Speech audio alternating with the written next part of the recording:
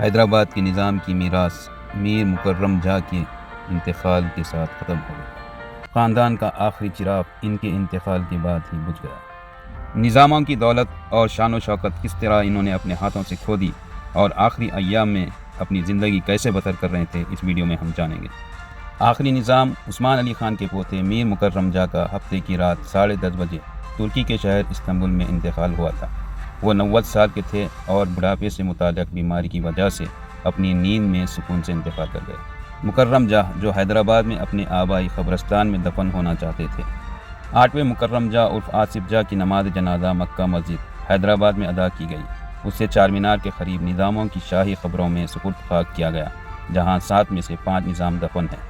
8ویں نظام میر برکت علی خان عرف مکرم جاں عرف آصف جاں کو 1967 میں ان کے دادا کی وفات کے بعد حیدرآباد کے 8ویں نظام کا تاج پہنایا گیا۔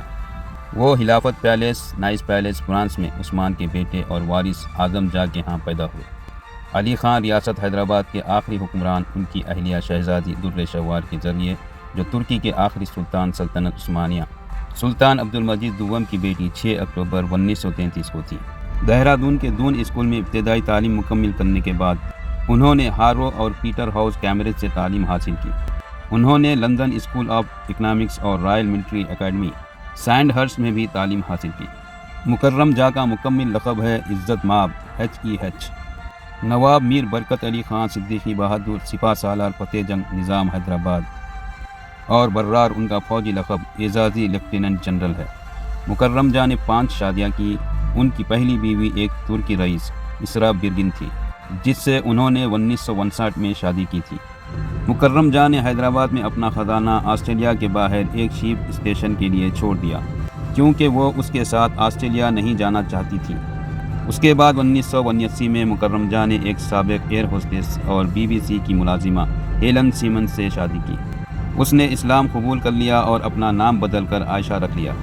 اس کی موت کے بعد مکرم جاں نے 1992 میں سابق مس ترکی منولیا اونور سے شادی کی۔ 1997 میں 5 سال کی شادی کے بعد انہوں نے اسے طلاق دے دی۔ انہوں نے 1992 میں مس جمیلہ بلوروس فارمر مراکز سے شادی کی۔ 1994 میں انہوں نے شہزادی عائشہ ارجیدی سے شادی کی، جو ترکی سے ہے۔ ان تمام شادیوں سے مکرم جاں کا ایک بڑا خاندان ہے۔ اسرا برگن کا ایک بیٹا اور ایک بیٹی تھی۔ ہیلن سیمنز کے 2 بیٹے تھے۔ منولیا اونور کی طرف سے ان کی ایک بیٹی تھی اور جمیلہ بلاروس کی طرف سے ایک بیٹی تھی۔ 1980 کی دہائی تک مکرم جاں ہندوستان کے امیر ترین شخص تھے، تاہم 1990 کی دہائی میں وہ طلاق کے تصفیے کے لیے کچھ اثاثے کھو بیٹھے۔ اس وقت اس طلاق کی سیٹلمنٹ کی رقم $1 بلین تھی۔ اس کے باوجود مکرم جاں اب بھی حیدرآباد میں ایک بہت بڑی دولت کے مالک ہے۔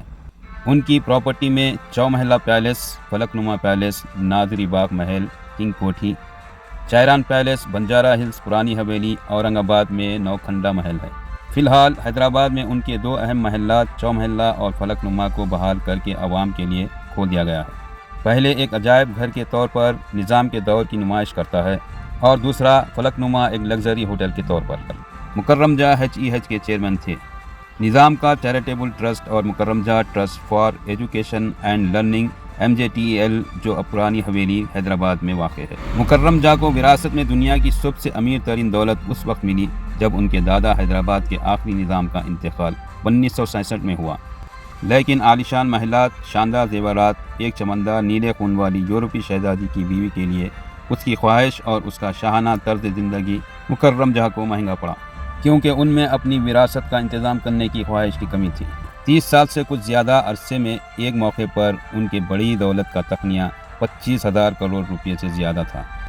سب کچھ اڑ گیا۔ نظام کی من گھڑت دولت کے وارث نے اپنی زندگی کے آخری ایام ترکی کے شہر استنبول میں باسفورس میں 2 بیڈروم والے اپارٹمنٹ میں گزارے۔ اس طرح سے میر مکرم جاں کے انتقال کے بعد حیدرآباد کی ٹھاٹ باٹ میراث ختم ہو گئی اور نظام کا آخری چراغ بھی بجھ گیا۔